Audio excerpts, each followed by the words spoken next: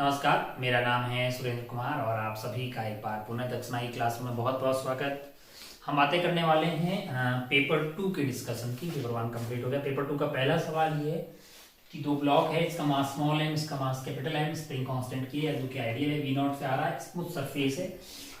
आपसे बोला है एक ऑप्शन में कि velocity of centre of mass बताइए। तो भैया velocity of centre of mass क्या हो जाएगी, वो आपकी m into V0 plus capital M into 0 divided by total mass that is m plus m है। इतना आपका velocity of centre of mass आ जाएगा। पहला ऑप्शन इससे गलत हो जाता है क्योंकि पहला ऑप्शन V0/2 बोल रहा है। Initial kinetic energy of system in the centre of mass frame है। अब काइनेटिक एनर्जी सेंटर ऑफ मास के फ्रेम में कितनी होगी, मैंने कहा सेंटर ऑफ मास ये यहाँ आके टकराएगा, इसकी रफ्तार यहाँ तक V0 रहेगी, मास इसका m है, velocity of centre of mass ये हो गई है। तो इसको उल्टा करके देंगे, ये velocity of centre of mass, तो इसको उतनी ही velocity of centre of mass इधर मिल जाएगी और इसको velocity of centre of mass इधर मिल जाएगी। तो अगर काइनेटिक एनर्जी की बात करें, kinetic energy is half m, इसका क्या हो जाएगा, मैंने कहा V0 minus velocity of centre of मास, मैंने कहा हाँ m V0 divided by m plus m का होल स्क्वायर। ये काइनेटिक एनर्जी कहां से, COM की फ्रेम से है ना, प्लस इसको क्या मिल गया है 1/2 m VCM।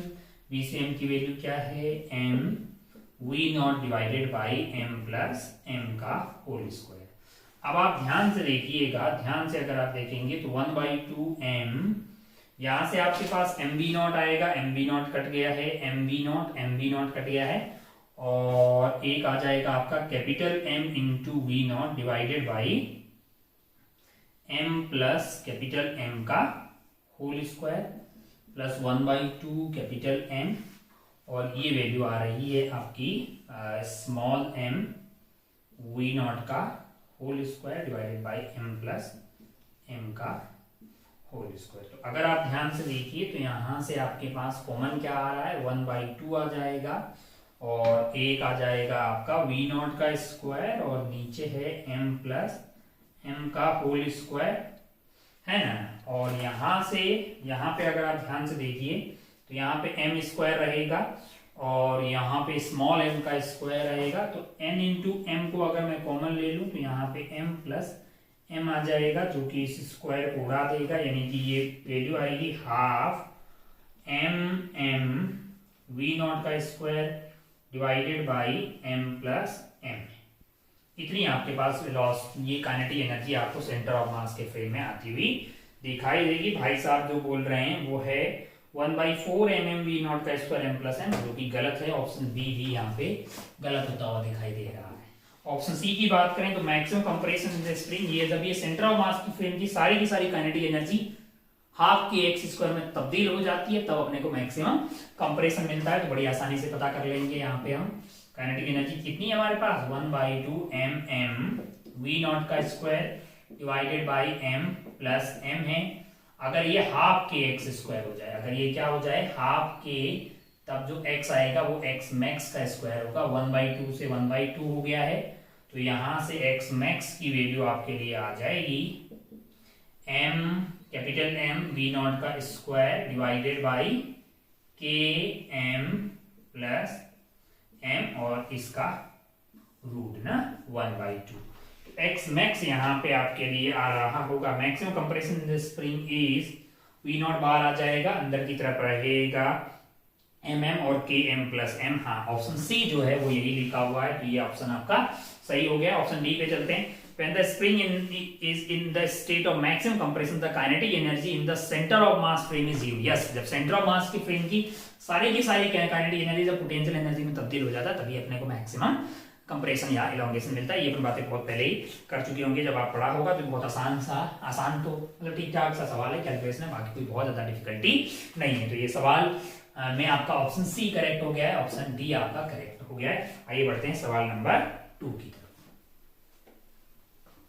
जरा सेकंड वाले सवाल में क्या है, एक यूनिफॉर्म रॉड है जिसका मास m है, लेंथ l है, और यहाँ पे एक हिंज पे j इधर लगा है, मतलब यहाँ पे एक इंपल्स लगा है x दूरी पे, तो ये हिंज इसके अपोजिट इधर j डैश लगाएगा। खैर टॉर्क की बात करेंगे तो इसके अबाउट टॉर्क तो 0 ही आने वाला है। तो क्या आने वाला है यहाँ पे, टॉर्क इंपल्सिव हिंज आ जाएगा, मतलब जो है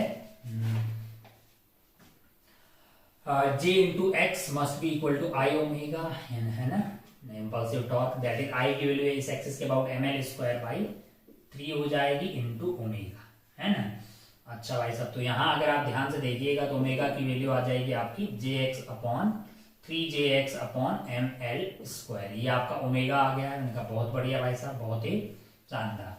अब अगर आप ध्यान से देखिएगा तो क्या होगा कि अपन लीनियर इंपल्स की बात करते हैं। जे इधर लगा, जे डैश इधर लगा, तो J minus J dash must be equal to mass into velocity of centre of mass. Mass इसका m है, velocity of centre of mass ये ऐसे ओमेगा से घूमने लग गया तो भैया velocity of centre of mass होगी omega into l/2।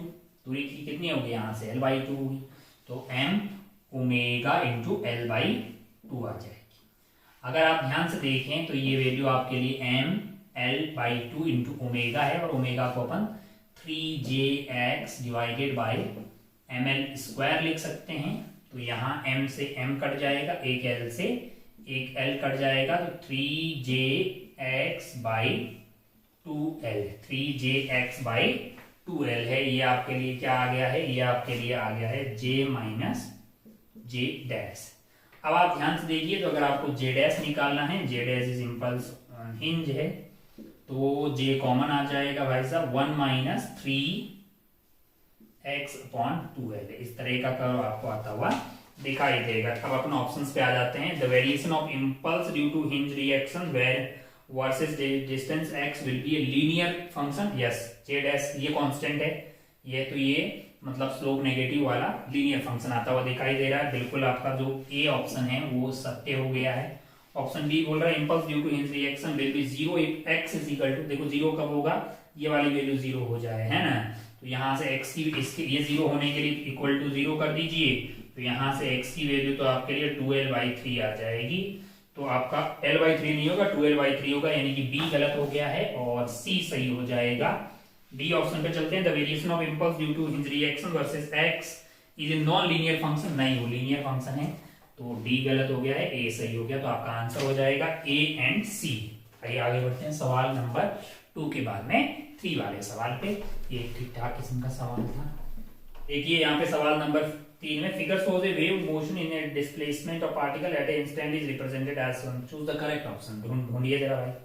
If the wave represent a transverse wave in the stressed string then the element in the region B has maximum kinetic energy. मैंने कहा हाँ, मान लो वेव ऐसे जा रही होगी, particle लोग अपनी मीन पोजीशन पे ऐसे ऐसे भाग रहे होंगे, और अगर वो मीन पोजीशन पे हैं, वो HSM कर रहे हैं, तो उसकी काइनेटिक एनर्जी सबसे ज्यादा होगी। और हम जानते हैं कि ट्रेवलिंग वेव में जहां काइनेटिक एनर्जी सबसे ज्यादा होती है वहीं पे मैक्सिमम एनर्जी, पोटेंशियल एनर्जी भी वहीं पे मैक्सिमम होती है। du/dx dk/dx प्रूव किया गया था। तो अगर आप ध्यान से देखें तो आपका ऑप्शन ए यहाँ पे बिल्कुल सत्य बात बोल रहा है। ऑप्शन बी में बोल रहा है if it represents the transverse wave in a stress string then the element in the region B has maximum potential energy। yes, kinetic भी ज्यादा होगी और potential भी ज्यादा होगी, है ना, दोनों एक साथ ज्यादा होती है।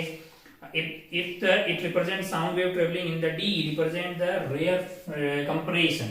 अच्छा, जहां D कहाँ है भैया, D यहाँ पे डिस्प्लेसमेंट जो है वो कम है, डिस्प्लेसमेंट सबसे कम है, इसका मतलब यहाँ पे प्रेशर सबसे ज्यादा है। तो ठीक है बात, मतलब ये भी बात सही बोल दिया है इसने, कंप्रेशन है। और आपके ऑप्शन डी में बोल रहा है if it represent sound wave travelling in air point A has normal atmospheric pressure. Point A का डिस्प्लेसमेंट बहुत ज्यादा है तो प्रेशर कम होगा, यानी कि यहाँ पे कम होते होते तो मतलब यहाँ पे जो कंडीशन होगी वो नॉर्मल आपके एटमॉस्फेरिक प्रेशर वाली हो जाएगी, है कि नहीं है। क्योंकि यहाँ से अगर आप ध्यान से देखें, यहाँ से यहाँ तक आपका क्या है, प्रेस एम्पलीट्यूड बढ़ रहा है, कौन सा वाला, डिस्प्लेसमेंट वाला, तो प्रेशर वाला घट रहा होगा और वो नॉर्मल उसके बराबर आ गया होगा। तो बहुत बढ़िया भाई साहब, बहुत ही शानदार। तो इसमें सारे ही ऑप्शन करेक्ट आपको दे रहे हैं, बहुत ही सस्ता सा सवाल था ये। आइए आगे बढ़ते हैं सवाल नंबर 3 के बाद में सवाल नंबर 4 पे।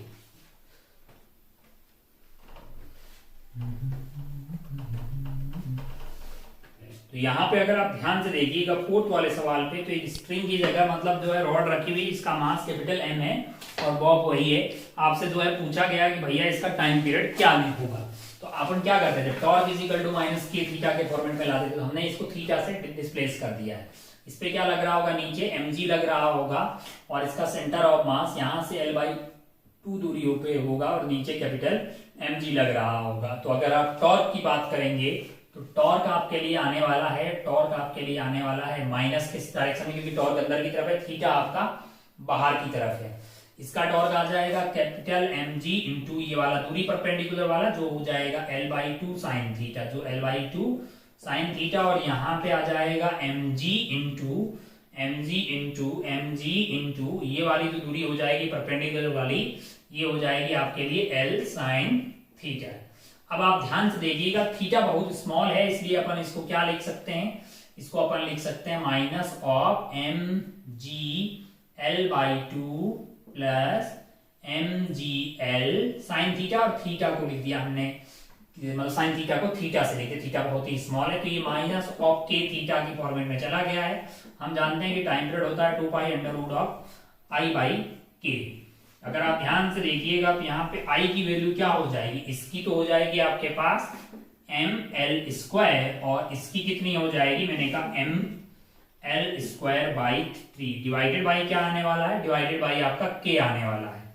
तो अगर आप ध्यान से देखिए तो k की वैल्यू आपके लिए क्या हो जाएगी, इसको उधर ले जाते हैं तो ये हो जाएगा mgl plus 2mgl divided by 2 है, और यहाँ पे अगर आप देखेंगे तो इसको 3 कर देते हैं डिवाइडेड बाई 3, है ना। तो अगर आप ध्यान से देखिएगा तो l यहाँ पे कॉमन आके कट रहा होगा, l हो गया, तो यहाँ से टाइम पीरियड कितना आ रहा है 2π√, और 3 नीचे रह जाएगा, 2 ऊपर चला जाएगा, 2 ऊपर जाके ये बना देगा 4m plus 2 capital M divided by 3 नीचे रहेगा, g भी यहाँ पे कॉमन आता हुआ दिखाई दे रहा है, अंदर 3 भेज दीजिए तो 3 capital M plus 3 into 2 6m है। ये आपके लिए जो है 4 वाले का टाइम पीरियड आता हुआ दिखाई दे रहा है। तो ये आपको 2 कॉमन आ रहा है, m प्लस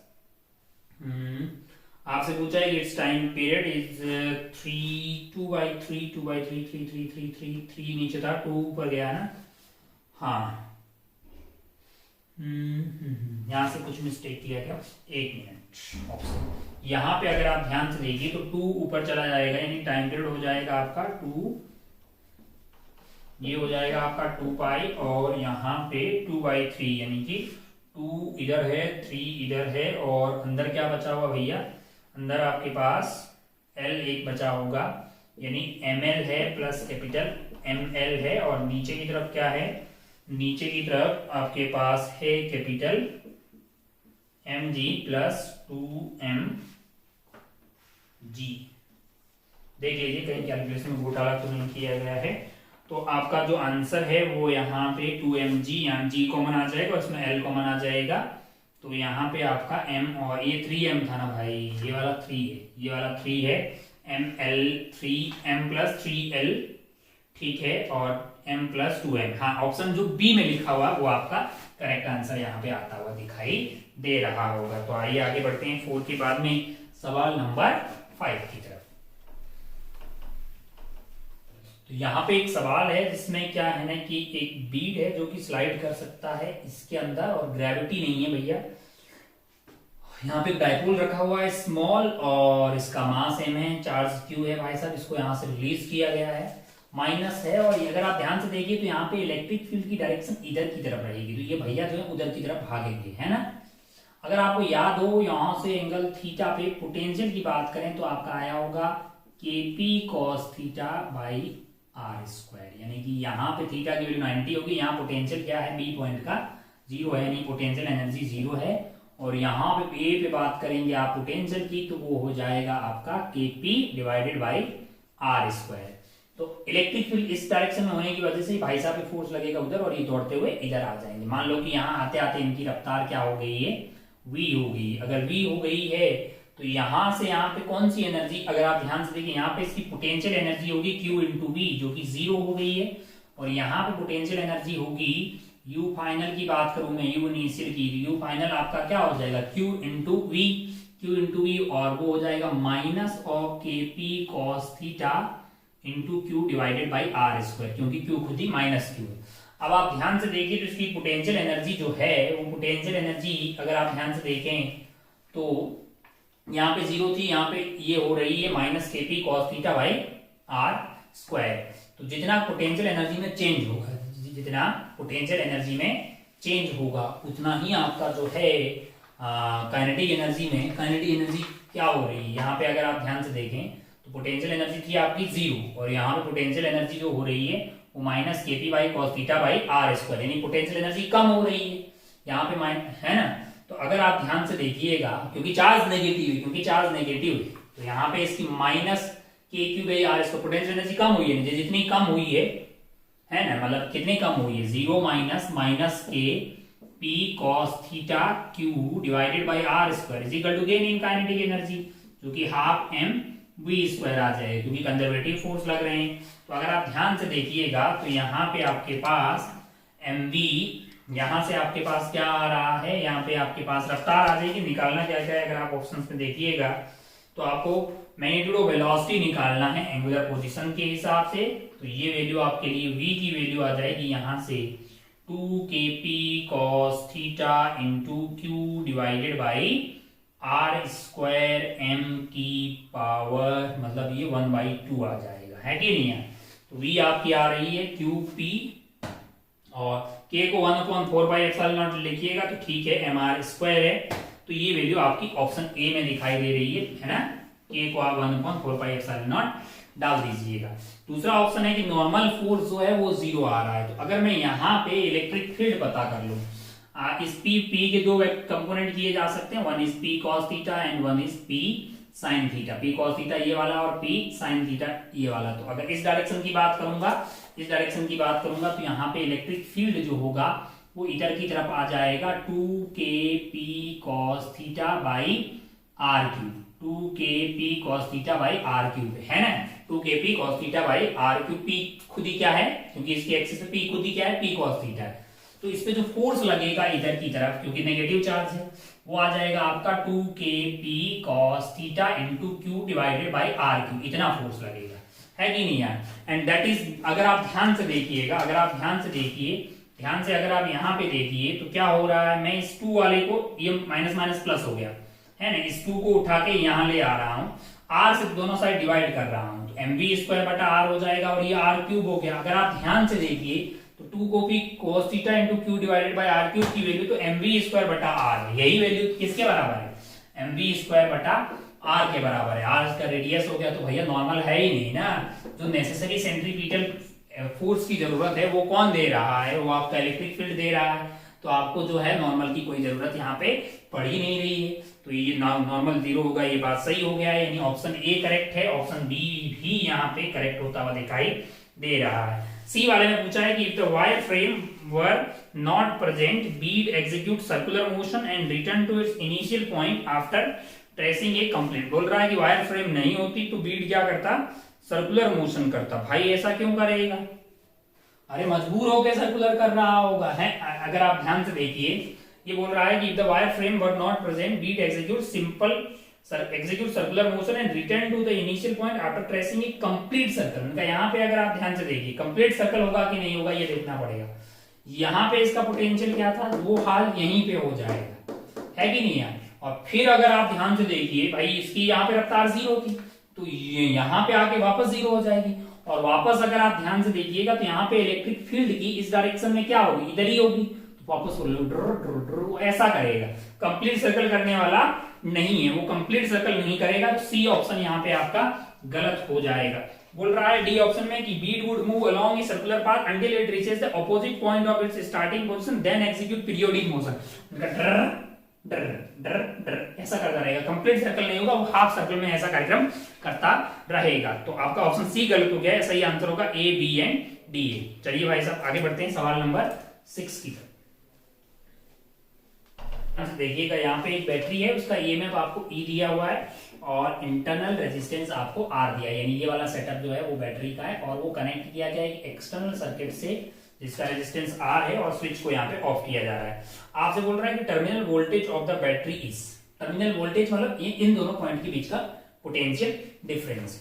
तो तो अगर आप जानते हैं भाई साहब B इज इक्वल टू, यहाँ पे बैटरी डिस हो रही होगी तो B is equal to E minus I R है। आई की वैल्यू क्या होगी अगर आप ध्यान से देखें यहाँ पे, तो आई की वैल्यू आपके लिए हो जाएगी बैटरी का वोल्टेज ईएमएफ ई है डिवाइडेड बाई टोटल रेजिस्टेंस, यहाँ पे आपको आर प्लस आर दिखाई देगा, तो आप आर प्लस आर इस वाले आई को उठा के डालिएगा ये वाले इक्वेशन में, तो वी की वैल्यू आपके लिए हो जाएगी ई माइनस आई, और आई की वैल्यू है E upon r plus r into capital R है। अगर आप ध्यान से देखें तो ये वैल्यू ई आर आएगा, ई आर इसको खा जाएगा, बचेगा कौन, E into r divided by are plus r है। ये है पोटेंशियल डिफरेंस कौन से वाले पॉइंट के बीच में, अगर ये पॉइंट ए है ये पॉइंट बी है, तो ऐसा आप ऑप्शन देखिएगा।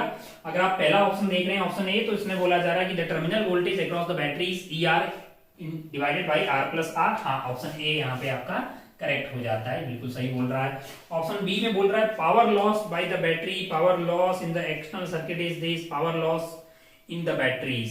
यानी अगर अपन बात करें पावर लॉस की, power of the battery, power of the battery की बात करेंगे तो वो आपका हो जाएगा E square divided by are plus are.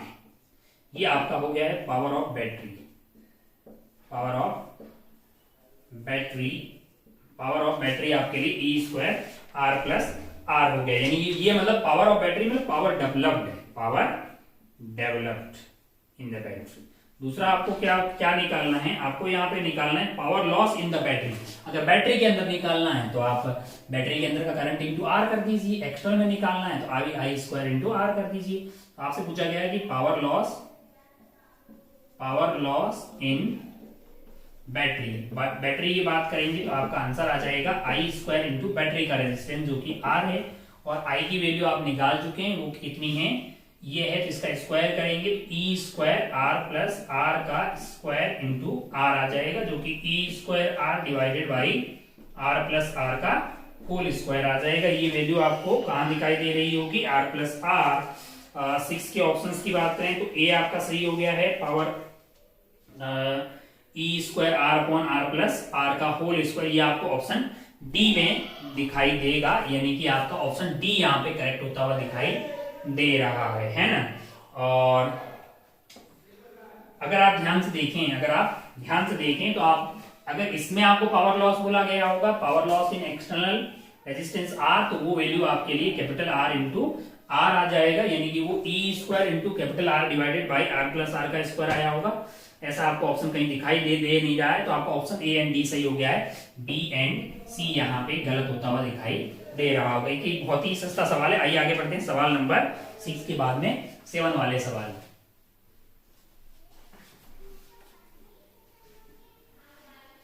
Number 7 क्या बोल रहा है, ध्यान से देखिए। Particular hydrogen like atom has its ground state binding energy, उसकी बाइंडिंग हाइड्रोजन लाइक एटम है और बाइंडिंग एनर्जी आपको दी हुई है 122.4 इलेक्ट्रॉन वोल्ट।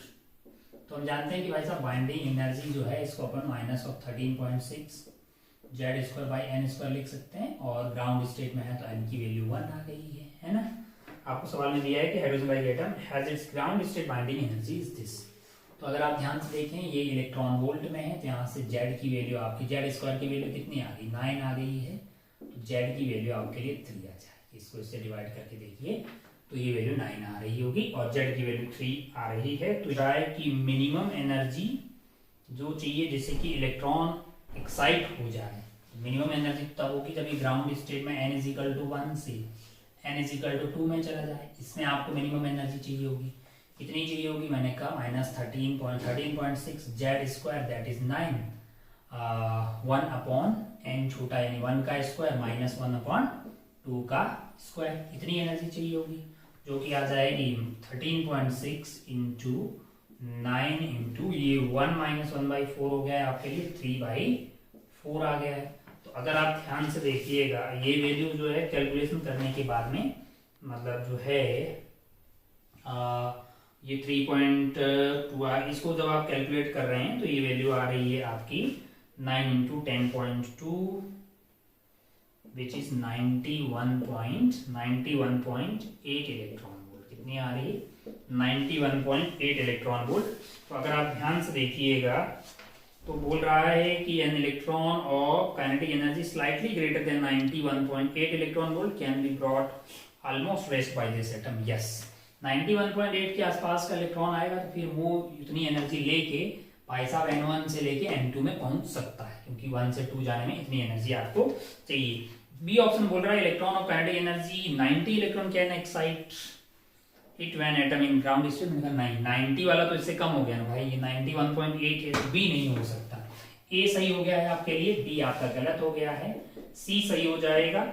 डी में क्या बोल रहा है, इलेक्ट्रॉन ऑफ काइनेटिक एनर्जी 2 में emerge when the electron of kinetic energy 125 बोल रहा है कि 125 का एनर्जी वाला इलेक्ट्रॉन आज कोलाइड कर ले तो आपको बोल रहा है कि एक ऐसा इलेक्ट्रॉन इजेक्ट कर सकता है जिसकी एनर्जी 2.6 इलेक्ट्रॉन वोल्ट हो। मैंने कहा अगर आप ध्यान से देखिएगा तो इसकी ग्राउंड स्टेट में एनर्जी कितनी है, 122.4 है, तो 122.4 को इसमें से सब्ट्रैक्ट करके देख लीजिए कितना आ रहा है, ये आपके लिए 6 और 4 यानी कि 2.6 इलेक्ट्रॉन वोल्ट आ रहा है। तो हाँ, 2.6 इलेक्ट्रॉन वोल्ट का पॉसिबल है कि भैया ये ग्राउंड स्टेट वाली एनर्जी इतनी है, और मतलब इतना एनर्जी जो है, मतलब ये बाइंडिंग एनर्जी है ना, तो इतना एनर्जी दे दे प्लस पूरा निकल ही जाए बाहर, और बची कुची एनर्जी जो है उसको काइनेटिक एनर्जी की फॉर्म में मिल जाए।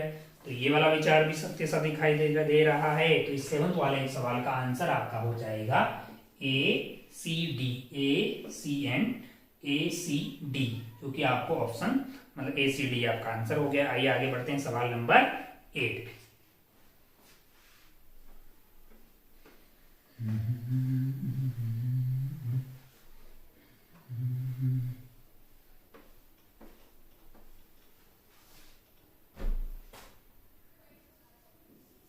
सवाल नंबर 8 है, a light source emits 2 wavelength है, λ1 is equal to 400 nanometre and λ2 is equal to 600 nanometre are used in Young's double slit experiment separately. It records fringe λ1 के corresponding β1 आ रही है fringe width, और λ2 के corresponding fringe width β2 आ रही है। Number of fringes यानी कि y लेंथ के अंदर अगर बात करें तो इसकी m1 नंबर ऑफ फ्रिंजेस आ रही है और इसकी m2 नंबर ऑफ फ्रिंजेस आ रही है। d बाई डी का जो वैल्यू है, d बाई डी की वैल्यू आपको सवाल में 10⁻³ दिया गया है। और अच्छा, अब अगर आप ध्यान से देखें, जैसे β1 निकालना होगा तो β1 will be λ1 d by D. λ1 की वैल्यू यहाँ पे क्या है, 400 नैनोमीटर है, 400 नैनोमीटर है, आंसर भी आपका दिया हुआ है नैनोमीटर में, तो ठीक है, इंटू d बाई डी यानी कि वो 10⁻³ आ जाएगा। तो यहाँ पे ये नैनोमीटर था, इंटू 10⁻⁻9 था, तो ये वैल्यू आपकी आ रही है 4 इंटू -6, और -6 यहाँ पे मतलब जो है ये 400 इंटू 10⁻⁻6 आ गया, या फिर इसको अपन क्या लिख सकते हैं, 0.4 इंटू 10⁻⁻³ लिख सकते हैं। हाँ, तो अगर आप तो ये आपका कितना आ जाएगा, 0.4 mm आ गया, 0.4 mm आ गया, तो β1 आपको मिल गया है। अब आप ध्यान से देखिएगा, ध्यान से अगर आप देखें तो बीटा आपका क्या होता है, λd बाई डी होता है ना। तो β1 डिवाइडेड बाई अगर β2 करिएगा तो वो λ2 डिवाइडेड बाई λ1 हो जाएगा। तो अगर आप ध्यान से देखिएगा λ2 बाई λ1 की कितना हो जाएगा, 6/4 हो जाएगा, वो तो 3/2 आ जाएगा ना, 600 डिवाइडेड बाई 400। तो आपका β1 बाई β2 की वैल्यू λ2 बाई λ1 के बराबर होगी, और वो वैल्यू आपको 3/2 आती हुई दिखाई देगी। अच्छा भाई साहब, बहुत बढ़िया। अगर आप ध्यान से देखिए तो एक और ऑप्शन में आपको m1 और m2 के बारे में बातें की हुई है। तो क्या बोला गया है सवाल में कि जो y लेंथ है वो m1 जो है इसके मैक्सिमाज आ रहे हैं और इसमें m2 आ रहे हैं। तो भैया ये वाली लेंथ आपके लिए क्या होनी चाहिए, m1 β1 that must be equal to m2 β2। तो यहां से अगर आप β1 बाई β2 की बात करेंगे तो वो m2 बाई m1 के बराबर आ जाएगी, और β1 बाई β2 की वैल्यू तो ऑलरेडी हम 3/2 प्रूव कर चुके हैं। तो यहां से अगर आप m1 बाई m2 की बात करेंगे तो वो 2/3 आ जाएगी। अपने को क्या चाहिए, β1 बाई β2 है, β1 बाई β2 है, which is equal to β1 by β2 is equal to m2 by m1 है, और m2 by m1 is basically 2/3 m2/m1 is basically 3/2 और हमारे पास ऑप्शन हैं m1/m2 इज 2/3 जो कि आपको एक ऑप्शन में दिखाई देगा। और क्या है जरा ध्यान से देखिए, beta is equal to λ/t है, लैम्डा बीटा 1, ओके यहाँ पे गड़बड़ किया है क्या, बीटा 1/बीटा 2, बीटा 1/बीटा 2 is λ1/λ2, λ1/λ2 it is 4/6, it is 2/3, it is 2/3, okay. तो यहाँ पे बीटा 1/बीटा 2 इज इक्वल टू m2/m1 जो कि आ जाएगा 2/3, सॉरी। तो आपका आंसर जो है यहाँ पे आपका एक तो ए सही हो गया है और फिर आपका बी भी सही हो गया है, और अगर आप बी सही होगा तो सी गलत हो गया है, एंड देन आप ऑप्शन डी पे चलिएगा। From the central maxima third maxima of λ2 का थर्ड मैक्सिमा कितनी दूरी पे होगा, मैंने कहा 3β2 के बराबर होगा, β2 इज λ2d/d है ना, थर्ड मैक्सिमा यहाँ पे आएगा। और अगर आप ध्यान से देखें फिफ्थ मिनिमा यानी 4.5 यानी कि 9/2 λ1d/d पे क्या आएगा, फिफ्थ मिनिमा आएगा, जो कि ऑप्शन 4 पढ़ रहा हूं मैं। ये बोल रहा है कि ये दोनों बराबर है, ये दोनों बराबर कैसे हो सकते हैं जरा ध्यान से देखिए, 9/2 λ1 को अगर मैं चाहूं λ2 की टर्म में लिखने का, λ1 को अगर मैं λ2 की टर्म में लिखूं तो λ1 को क्या लिख सकता हूं मैं, λ1 को लिख सकता हूं मैं 2/3 λ2d/d, तो 2 से 2 कैंसिल आउट हो गया, ये आपका 3 आ गया है, तो ये 3 λ2d/d आ रहा है, जो ये इसके बराबर ही है ओ। तो अगर आप ध्यान से देखिएगा ये बात सत्य हो जा रही है, तो ऑप्शन आपके कौन से सही हो गए, ए बी और डी भी ऑप्शन सही हो गया है, तो आंसर आउट हो जाएगा आपका ए बी एंड डी है। तो ये था 8वां सवाल। आइए आगे बढ़ते हैं सवाल नंबर 9 की तरफ।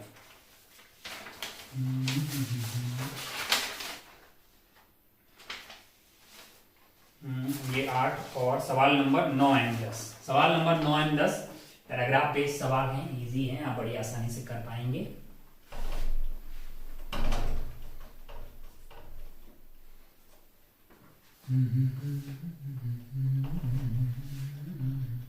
सवाल नंबर 9 एंड 10 जरा ध्यान से देखिए, यहाँ पे क्या है कि एक सरफेस है और इसके ऊपर क्या रखा हुआ है, इसके ऊपर एक 9 kg का ब्लॉक रखा हुआ है, ठीक है, उसके ऊपर एक 1 kg का ब्लॉक रखा हुआ है, और इस यहाँ पे फ्रिक्शन का कोफिशिएंट है 0.5 और यहाँ पे फ्रिक्शन का कोफिशिएंट है 0.03 और यहाँ पे फोर्स लग रहा है आपका F = 2T के हिसाब से। अच्छा भाई साहब बोल रहा है कि कब स्लिपिंग स्टार्ट होगी, slipping between the block will कब स्टार्ट होगी। मैंने कहा पहली बात तो देखते हैं ब्लॉक कब स्टार्ट होगी, पहले बात तो यहाँ देखते हैं कि यहाँ फ्रिक्शन लिमिटिंग क्या हो सकता है, एफ मैक्स यहाँ पे हो सकता है आपका 1/2 × 10 यानी कि 5 न्यूटन हो सकता है, और यहाँ पे फ्रिक्शन जो लिमिटिंग हो सकता है वो है आपका 3/100 इंटू नॉर्मल हो जाएगा आपका 100 यानी कि 3 न्यूटन, यानी कि जब वक्त यहाँ पे लगने वाला ये फोर्स जो है वो 2T 3 न्यूटन के बराबर हो जाएगा, तब ये स्लाइड करना स्टार्ट करेगा, यानी कि जब 2T = 3 हो जाए यानी कि T की वैल्यू 3/2 सेकेंड पे, तो ये वाला आइटम चलना स्टार्ट करेगा, है कि नहीं है। हमें ये जब तक ये तब तक चलता रहेगा साथ में, मान लो कि दोनों की एक्सेलरेशन ए रहेगी, वो दोनों की एक्सेलरेशन क्या रहेगी, जब ये इनके बीच में स्लाइडिंग नहीं होगी तब तक दोनों की एक्सेलरेशन सेम रहेगी। अगर आप ध्यान से देखें तो ये जो 1 kg है, 1 kg वाले पे आप फोर्स लगा रहे हैं, यानी आप यहाँ पे इधर की तरफ 2T लग रहा होगा, इधर फ्रिक्शन लग रहा होगा, और ये जो 9 kg है 9 kg वाले के साथ क्या हो रहा होगा, अगर आप ध्यान से देखें तो 9 kg वाले पे इधर फ्रिक्शन इस डायरेक्शन में लग रहा होगा, इधर फ्रिक्शन इधर ये यहाँ पे लग रहा होगा, ये मैक्सिमम वैल्यू क्या हो सकती है भाई, जब ये स्लाइड कर रहा होगा ये वाली वैल्यू तो आपको फिक्स है, कितनी आने वाली है, यहाँ पे 3 न्यूटन आने वाली है, और ये मैक्सिमम जितना ज्यादा ये होता जाएगा उतनी 9 वाले की एक्सेलरेशन बढ़ती जाएगी, और इसकी मैक्सिमम वैल्यू आपको पता हो तो ये 5 दी हुई है, यानी ये मैक्सिमम 5 हो सकता है। तो एक्सेलरेशन जो मैक्स हो सकती है 9 kg वाले की वो आपकी हो सकती है 5 - 3 यानी कि 2/9 है। अगर इस सिस्टम को साथ साथ चलना है, तो इस सिस्टम की मैक्सिमम एक्सेलरेशन क्या हो सकती है, वही हो सकती है जो ये भाई साहब की मैक्सिमम एक्सेलरेशन हो सकती है। तो अगर आप ध्यान से देखिए तो यहाँ पे ये टोटल कार्यक्रम है आपका 10 kg का, इधर फोर्स क्या लग रहा है 2T लग रहा है, और यहाँ पे फ्रिक्शन लग रही है 3 की, तो अगर आप ध्यान से देखिए 2t minus 3 must be equal to 10 into इसकी मैक्सिमम एक्सेलरेशन हो सकती है 2/9। तो हमने यहाँ पे 2 रख दिया और 9 रख दिया है। अब अगर आप ध्यान से देखें तो 2t की वैल्यू आपके लिए हो रही है 3 + 20/9 और 9×9 = 27 और ये अपना हो गया है 47/9 इज इक्वल टू 2t और t की वैल्यू यहाँ से आ रही है 47/18। 47/18 आपको ऑप्शन बी में दिखाई देगा, तो 9वें का आंसर आपका बी हो गया। अब आप 10th में देखिए friction force between the block at t is equal to 5/2। Friction force between the block यानी कि 5/2 मतलब 2.5 सेकेंड हो गया। और ये कितना है भैया 18 का भाग, अगर आप ध्यान से देखिए 18 × 36 और 5/2 से कम है कि ज्यादा है?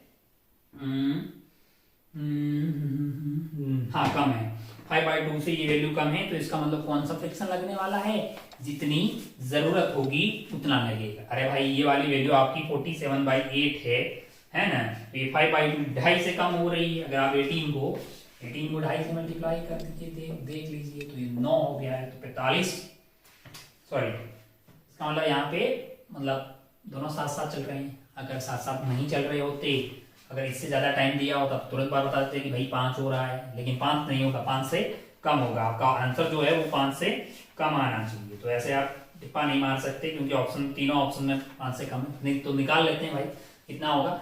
आप 9 वाले की या 9 वाले की मतलब जो है एफबीडी बना लेते हैं। 9 वाले की एफबीडी बनाएंगे तो क्या लग रहा होगा, इधर इसके ऊपर फ्रिक्शन लग रहा होगा, इधर इसके पास क्या लग रहा होगा 3 लग रहा होगा। और अगर आप ध्यान से देखें तो friction -3 is equal to 9 into acceleration, और एक्सेलरेशन क्या हो जाएगी 2t divided by 2t net. Acceleration की किसी भी टाइम पे एक्सेलरेशन जो है दोनों की सेम रहेगी, तो 2t - 3 डिवाइडेड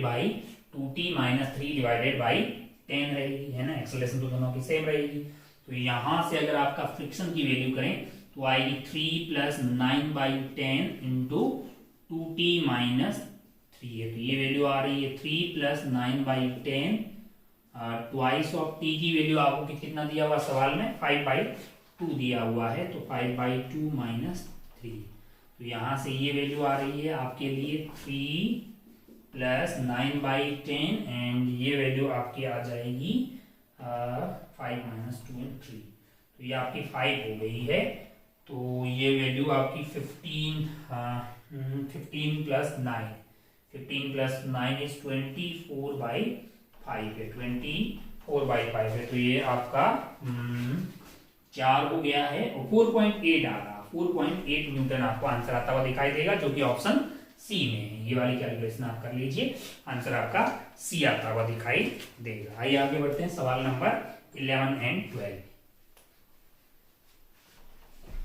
आगे बढ़ते हैं सवाल नंबर 11 एंड 12। 11 एंड 12 में आप पढ़िएगा पैराग्राफ। तो आपको सवाल में बोला है कि 9 main scale division 10 vernier scale division से मैच हो रहे हैं और 1 मैन स्केल डिवीजन 1 mm के बराबर है। तो 1 वर्नियर स्केल डिवीजन हो जाएगा यहाँ से 9/10 ऑफ मैन स्केल डिवीजन, जो कि 1 mm है, तो 0.9 mm।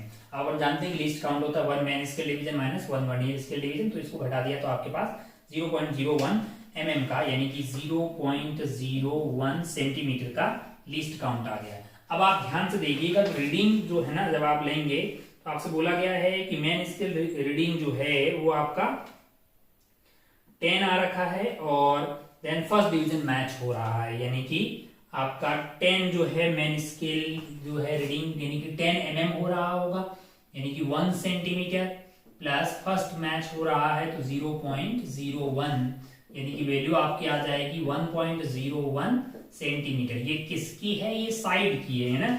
अगर आप ध्यान से देखिएगा तो साइड आपकी जो है वो आ जाएगी 0.01। अब आपको वॉल्यूम निकालनी है तो वॉल्यूम हो जाएगी a क्यूब, यानी कि इसका क्यूब कर देंगे 1.01 का क्यूब करेंगे तो ये वैल्यू आपके लिए आ रही है 1.03030 सेंटीमीटर क्यूब।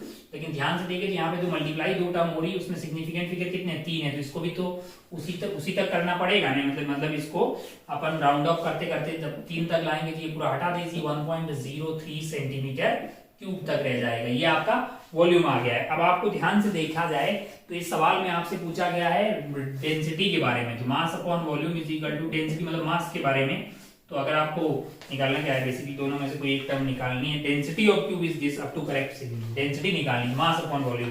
अब आपको मास सवाल में कितना दिया हुआ है, ये आपको दिया हुआ है, रो निकालने के लिए मास आपको दिया हुआ है 2.736 ग्राम है, डिवाइडेड बाय डेंसिटी आपका 1.03 ग्राम है।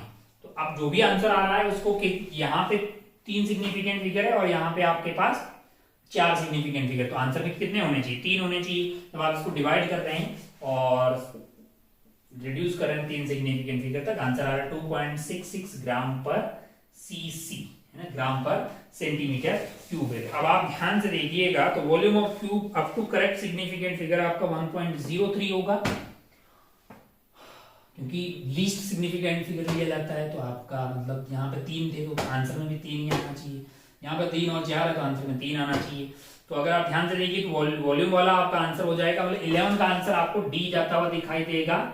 और 12 की बात करें तो डेंसिटी जो है वो आपके आंसर ए जाता हुआ दिखाई देगा, है कि नहीं है।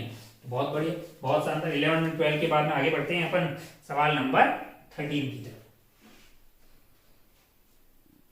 सवाल नंबर 13 क्या है, आपको बोला गया है कि वेलोसिटी जो है मतलब वो किस किस पे कैसे डिपेंड कर रही है, ये जानकारी आपको सवाल में दी है। डायमेंशनल एनालिसिस का सस्ता सा सवाल है कि lambda to the power x और एक्सेलरेशन ड्यू टू ग्रेविटी की पावर y दिया गया है ना, और के डायमेंशन लेस है। आपको सवाल में 2x + 3y की वैल्यू पूछी, तो एक सस्ता सवाल है।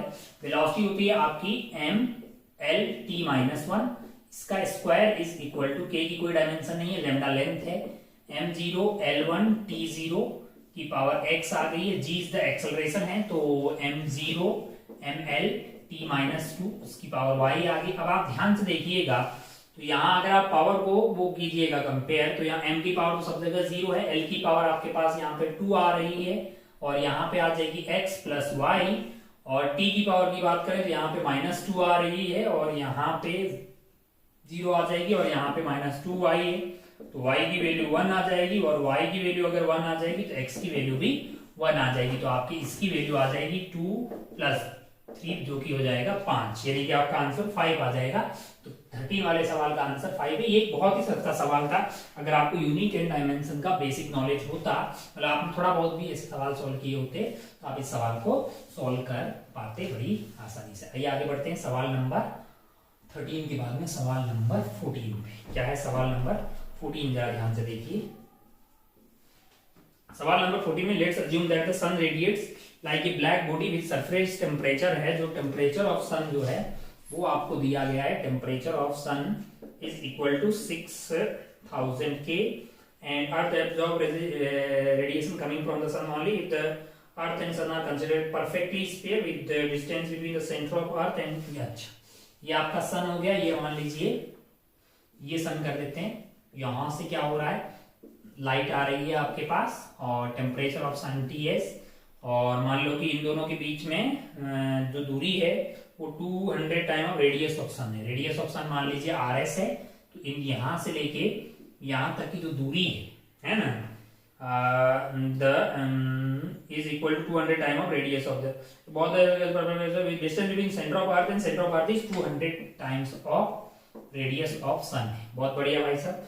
and the temperature of the surface of earth is in steady state is, यानी temperature of surface of earth अपने को निकालना है steady state में। steady state तब आएगा जब जितनी एनर्जी ये भेज रहा है उतनी एनर्जी इसके पास आ रही होगी, मतलब इसका टेम्परेचर चेंज होना बंद हो गया है। Find the value of n। अगर आप ध्यान से देखें तो क्या होगा, जरा ध्यान से देखें। ये एक स्फीयर है जो कि क्या कर रहा होगा, एनर्जी को रेडिएट कर रहा होगा। यहाँ पे इसके कारण इंटेंसिटी निकाल दें, यहाँ पे इसके कारण इंटेंसिटी निकाल दें और फिर क्या किया जाएगा, मैंने कहा इंटेंसिटी निकाल लोगे तो इंटेंसिटी को ये वाले एरिया से मल्टीप्लाई करोगे तो कितनी एनर्जी पर यूनिट टाइम हमारी पावर मिल जाएगी, है ना। और ये तो है ही black body, ideal black body. तो अगर आप ध्यान से देखिए, ध्यान से अगर आप देखेंगे तो यहाँ पे आपके पास जो एनर्जी एमिट कर रहा होगा ये ई सिग्मा ए टी की पावर 4, ई सिग्मा ए यानी कि पावर इसकी हो जाएगी E sigma energy emitted per unit time E sigma A का वैल्यू हो जाएगा 4 पाई रेडियस ऑफ सन का square E sigma A T की पावर 4 यानी कि टी ऑफ सन की पावर 4 है डिवाइडेड बाई, अगर आप ध्यान से देखिए पावर डिवाइडेड बाई एरिया तो 4 पाई आर स्क्वायर है। आर की वैल्यू यहाँ पे 200 आर रेडियस ऑफ सन हो जाएगा। दिस इज द इंटेंसिटी, यहाँ पे इतनी इंटेंसिटी आ जाएगी। तो इस एरिया से अगर आप मल्टीप्लाई कर दोगे तो कितनी एनर्जी पर यूनिट टाइम आ रही है वो आपको पता लग जाएगा, है ना। तो यहाँ पे अगर आप ध्यान से देखिए इसको मल्टीप्लाई कर दिए हैं हम pi into radius of earth से, पाई आर स्क्वायर से मल्टीप्लाई कर दिए हैं रेडियस ऑफ अर्थ से। तो इतना एनर्जी पर यूनिट टाइम ये एब्जॉर्ब कर रहा है, जो कि अभी बोला गया कि ये खुद ही आइडियल बॉडी है, आइडियल ब्लैक बॉडी है। तो ये ई सिग्मा ए आपको क्या दिया हुआ एरिया है इसका एरिया कितना हो जाएगा, वो हो जाएगा 4 पाई रेडियस ऑफ अर्थ का square E sigma A into temperature of earth का स्क्वायर टी की पावर 4 है कि नहीं। अच्छा आएगा, बहुत बढ़िया, बहुत शानदार। तो अब अगर आपको निकालना क्या है सवाल में आपको टेम्परेचर ऑफ अर्थ निकालना है। तो यहां से ये सिग्मा से सिग्मा कैंसिल आउट हो गया है, आइडियल है तो ये ई सेम हो गया 1 1 और 4 पाई ये 4 पाई कट गया है और यहां से पाई आर ई स्क्वायर से पाई आर ई स्क्वायर कट गया है। और अगर आप ध्यान से देखें तो आपको क्या निकालना है, आपको निकालना है यहाँ पे टी, है ना।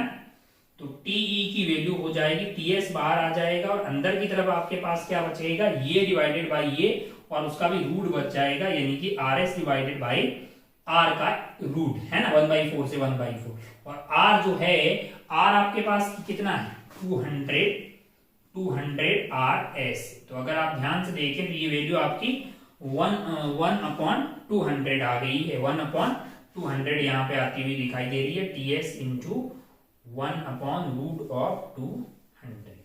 ये वाला 4 हम खा गए ना, हाँ ये वाला 4 कहाँ था लाला, तो यहाँ रहेगा, तो अंदर की तरफ 2 रहेगा, यहाँ पे 2 रहेगा भैया, ये वाला 4 की वजह से ना, ये वाला 4 नहीं है, पाई आर स्क्वायर से ये कटा था, ये 4 रह गया था। तो 4 को हम इधर ले आए और रूट कर दिया, तो मतलब जो है आपके पास पावर 4 को लिख दिया आपने 2 का स्क्वायर और 1/2 कर दिया, तो ये अंदर की तरफ 2 रह गया। तो ये आपकी वैल्यू आ रही है 400, यानी कि ये आपका आ जाएगा टी एस डिवाइडेड बाई 20, क्या आ गया, टेम्परेचर ऑफ अर्थ आ गया। अब टी एस आपको सवाल में कितना दिया हुआ है, वो आपको 6000 दिया हुआ है, बटा 20 कर दीजिएगा। तो ये वैल्यू आपको 300 केल्विन यहाँ पे आती हुई दिखाई दे रही होगी। तो 14 वाले का जो आंसर है आपके लिए, वो आपको बोला गया है कि भैया वो है 50 इंटू एन, है ना। तो 300 is equal to 50 into n है। तो यहाँ पे आपके पास एन की वैल्यू 300 है ना लाला, 300 है। तो एन की वैल्यू आपके लिए आ रही है 6 आ जाएगी, एन की वैल्यू क्या आ जाएगी, 6 आ जाएगी, जो कि आपको ऑप्शन 14 में 14 का आंसर 6 हो जाएगा। आइए आगे बढ़ते सवाल नंबर 15 की तरफ। इस सवाल में आपको क्या पूछा गया है, ए एंड बी के बीच का पोटेंशियल डिफरेंस पूछा गया। और भैया वो potential difference between A and B जो है, वो सवाल बोल रहा है कि वो आएगा x ln 10 और इतना वो क्या आएगा, मिली वोल्ट आएगा। तो आपको इस सवाल में x बताना है ना। चलिए तो हम क्या कर रहे हैं, हम यहां से भाई साहब y दूरी पे जाके एक छोटा सा एलिमेंट ले रहे हैं, ठीक है। हम चाहते हैं कि भाई मोशनल ईएमएफ लगेगा, तो एक छोटे से के अक्रॉस पोटेंशियल डिफरेंस आएगा छोटा सा dv, क्या आएगा dv, वो आएगा vbl। तो v की वैल्यू आपके लिए 100 है, b की वैल्यू क्या होगी, मैंने कहा ये इनफाइनाइट वायर है तो mu naught I upon 2 pi y आ जाएगा vbl। और l की वैल्यू आपके लिए कितनी है, dy है। और आपको क्या करना पड़ेगा, v निकालने के लिए इसको इंटीग्रेट करना पड़ेगा। और y की वैल्यू कहां से कहां तक जाएगी, 1 से लेके आपके लिए 1 से लेके 10 तक। तो अगर आप ध्यान से देखिएगा तो ये वैल्यू होगी आपकी 100 इंटू म्यू नॉट की वैल्यू होती है 4 पाई इंटू 10 की पावर -7 डिवाइडेड बाई आपके पास 2 पाई आ गया है। आई की वैल्यू आपको सवाल में 100 दी हुई है और 1 बाई वाई का इंटीग्रेशन ln y होता है और वो आ जाएगा ln 10 डिवाइडेड बाई ln 1। तो ये आपका ln 10/1 आ गया है ना। तो अगर आप ध्यान से देखिएगा, ध्यान से अगर आप देखेंगे तो ये वैल्यू आपकी 2 आ गई है और ये है आपके पास 2 4 यानी कि 2 इंटू 2 इंटू ln 10 इंटू 10 की पावर माइनस 3 है। तो x की वैल्यू आपके लिए क्या आ रही, मिली है ना, यहाँ पे मिली, यहाँ पे 10 की पावर माइनस 3, तो x की वैल्यू आपको 2 आती हुई दिखाई दे जाएगी। आपका आंसर 2 हो जाएगा 15 वाले में। तो एक ठीक ठाक सवाल था, कोई बहुत ज्यादा डिफिकल्ट सवाल नहीं था। आइए आगे बढ़ते हैं 16 वाले सवाल। देखिए यहाँ पे एक सवाल है, एक नॉन कंडक्टिंग डिस्क है, उसका रेडियस आपको दिया हुआ 3/2, ए की वैल्यू आपको जो रेडियस है वो आपको 3/2 मीटर दिया हुआ है, और आपसे बोला गया है कि एक यूनिफॉर्म पॉजिटिव चार्ज सिग्मा, आपको सवाल सिग्मा कूलम से placed on the particle of mass m के चार्ज को ड्रॉप फ्रॉम x से हाइट h से इसको रिलीज किया जा रहा है, और q बटा m की वैल्यू भी सवाल में कुछ कुछ दी हुई है। अब यहां से इसको ड्रॉप किया जा रहा है, ठीक है, along this axis height है, the particle just यहाँ पे रीच कर रहा है, यानी इनिशियल स्पीड इसकी 0 है, फाइनल स्पीड भी इसकी 0 है, मतलब काइनेटिक एनर्जी कोई चेंज नहीं। कौन सी एनर्जी कम हुई है, पोटेंशियल एनर्जी, उतना क्या होगा गेन इन, जितनी पोटेंशियल एनर्जी कम हुई होगी उतना आपका इलेक्ट्रोस्टैटिक पोटेंशियल एनर्जी बड़ी होगी। तो उसके लिए हमें लिखना आना चाहिए पोटेंशियल एनर्जी यहाँ पे तो पहले पोटेंशियल लिखना आना चाहिए, sigma by 2 epsilon under root of r square minus x square divided by x दूरी पे, तो यहाँ पे पहले एच पे थे तो आपने वीपी लिख लिया, यहाँ पे आओगे तो एक्स 0 हो जाएगा, वीओ लिख लिया आपने, और वीपी और वीओ और वीपी में अगर आप डिफरेंस लेंगे इनटू क्यू कर देंगे तो इतना आपका क्या हुआ, पोटेंशियल एनर्जी कम हुआ, दैट इज इक्वल टू, मतलब पोटेंशियल एनर्जी बड़ा है, that is equal to loss in potential energy, कौन से वाला, ग्रेविटेशनल पोटेंशियल एनर्जी। सारी वैल्यू डाल दीजिए, मतलब वीओ की जगह ये डालिएगा, वीपी की जगह ये डालिएगा, और mgh तो आपको एच ही नहीं निकालना है, और बाकी एक रिश्ता आपको सवाल में दिया गया है कि Q बाई M को आपको क्या लेना है, 4 epsilon not G by sigma. In value को मतलब डालिए, और जब अपन सॉल्व कर रहे हैं तो इसकी वैल्यू सॉल्व करने पे H की वैल्यू अपने को क्या आ रही है, 2 मीटर आपको आती हुई दिखाई देगी। तो एक मतलब कैलकुलेशन वाला सवाल है, कोई बहुत ज्यादा डिफिकल्टी इसमें नहीं है, H की वैल्यू आपको 2 मिल जाएगी। उम्मीद है सारी वैल्यू को पुट कर दीजिए और सॉल्व कर दीजिए तो H मिल जाए। आइए बढ़ते हैं सवाल नंबर 17, सेकेंड लास्ट सवाल।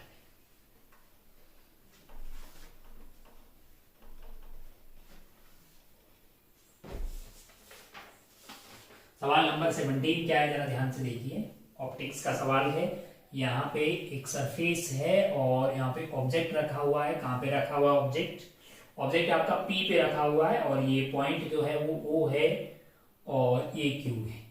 ये दूरी आपको सवाल में बोला गया कि भाई साहब जो PQ है, जो PQ है OP जो है वो डबल है किसकी, OQ की, यानी अगर ये x है तो भैया ये वाली दूरी कितनी हो जाएगी, x/2, और आपको जो ये बोला गया कि इसकी रिफ्रैक्टिव इंडेक्स जो म्यू है वो आपको 1.5 दिया गया है, एंड रेडियस ऑफ कर्वेचर इस वाली सरफेस का जो r है वो 1 सेंटीमीटर दिया गया है, ठीक है। ए particle is placed at point P, it form a real image on point Q है, और ये दिया हुआ था आपको OP बताना है, यानी कि OP का मतलब हो गया कि आपको ये x दूरी बतानी है। अच्छा भाई साहब बहुत बढ़िया, तो कोई बहुत टफ चीज नहीं है, आप तो जानते हैं कि μ2 by v minus μ1 by u must be equal to μ2 minus μ1 divided by r है। ये आप किसी भी कर्वेचर वाली सरफेस पे लगा सकते हैं। तो μ2 आपका 1.5 है जिसमें रेज जा रही है, और v की वैल्यू प्लस का x/2 आ जाएगा, 2 ऊपर चला गया, माइनस ऑफ μ1 है जो कि 1 है, और u की वैल्यू माइनस x है क्योंकि वो इस पोल से इधर की तरफ है, तो माइनस x से ये वाला प्लस हो जाएगा, और μ2 माइनस μ1 है तो 1.5 minus 1 is 1/2 divided by r है, r की वैल्यू आपको क्या दी, r पॉजिटिव होगा और वो 1 सेंटीमीटर दिया हुआ है, तो ये वाली वैल्यू होगी 3/2, तो ये 3/x प्लस 1/x है, तो ये वैल्यू 4/x आ जाएगी, दैट इज इक्वल टू 1/2 है। तो यहाँ से x की वैल्यू 4 इंटू 2 से कितनी आ रही है, 8 आपको आती हुई दिखाई देगी। तो सवाल का आंसर आपका हो जाएगा 8, तो आप 8 फिल करके आगे बढ़ सकते थे। चलिए आगे बढ़ते हैं अपन सवाल नंबर 18। सवाल नंबर 18 क्या है, hydrogen atom in its ground state is radiated by light of wavelength 970 angstrom है, और Hc की वैल्यू आपको दी है। तो भाई साहब लाइट की एनर्जी निकाल लेते हैं। एनर्जी आपकी आ जाएगी S इंटू सी, जो कि 1.237 इंटू 10 की पावर माइनस 6 दिया हुआ है, डिवाइडेड बाय लाइट जो गिर रही है वो आपकी इतना इलेक्ट्रॉन वोल्ट है, डिवाइडेड बाय लाइट आपकी गिर रही है माइनस 970 एंगस्ट्रॉन, 970 इंटू 10 की पावर माइनस 10। अगर आप इसको सॉल्व कर रहे हैं तो ये वैल्यू आ रही है आपकी 12.75 इलेक्ट्रॉन वोल्ट। अब भाई साहब जो ग्राउंड स्टेट में n इज इक्वल टू 1 पे जो इलेक्ट्रॉन है उसकी एनर्जी है आपके पास 13.6 है ना। अब आप ध्यान से देखिएगा तो यहाँ पे अगर आपको ये एनर्जी हाइड्रोजन एटम ग्राउंड से रेडिएट इतनी एनर्जी वाला एक एनर्जी वाला फोटोन आके इसको टकराएगा, तो ये 13.6 से कहां पहुंच जाए कि भैया डिफरेंस इतना हो जाए, डिफरेंस इतना हो जाए। वैसे तो अगर आपको याद हो तो ये n1 2 3 4 n is equal to 4 वाले की अगर आप एनर्जी निकालो कितनी आती है, मैंने कहा 13.6 माइनस 2 बड़ी मारी, अपने को तो डिफरेंस ही मतलब 13.6 Z square 1 divided by n square 4 in 16 by, तो ये 13.6 डिवाइडेड बाय 16 अगर अपन करते हैं ना, ये वैल्यू आती है 0.85 और 13.6 माइनस 0.85 करिएगा तो ये 12.75 आता है। इसका मतलब जो है n इज इक्वल टू 1 वाले आइटम को वो n is equal to 4 item तक पहुंचा सकता है। ये आपका क्या हो गया है कि आपका मतलब जो ये एब्जॉर्ब करके यहां पहुंचा। अब आपसे वापस सवाल पूछ रहा है the number of lines present in the emission spectrum. अगर ये भाई साहब जो है n इज इक्वल टू 4 से, एक ही बहुत ही सस्ता सवाल बन गया है कि n इज इक्वल टू 4 से n इज इक्वल टू 1 में आएगा तो मैक्सिमम नंबर ऑफ जो लाइंस एमिशन में प्रेजेंट हो सकती है तो कोई भी बता देगा, तो n into n minus 1 divided by 2 है, तो ये 4 तक पहुंचा, 4 into 3 डिवाइडेड बाई 2 इसकी वैल्यू होगी 6, यानी कि जो मैक्सिमम नंबर ऑफ लाइंस आपको प्राप्त हो सकती है, number of lines present in the emission spectrum, वो वैल्यू आपकी 6 हो जाएगी। तो इस तरह से 18 वाले का आंसर आपका आ गया है 6, और हमको लगता है कि इसके साथ ही ये पेपर 2 का डिस्कशन यहाँ पे खत्म होता है। तो उम्मीद है कि आप मेजॉरिटी ऑफ सवाल बहुत अच्छे से सॉल्व कर पाए होंगे। जो आपसे नहीं हुए हैं उनको एक बार देखिएगा और ट्राई करिएगा, वैसी कॉन्सेप्चुअल मिस्टेक आप अगले वाले टेस्ट में ना करें। अपना और अपनों का खूब ख्याल रखिएगा। जय हिंद, जय भारत, टेक केयर, बाय।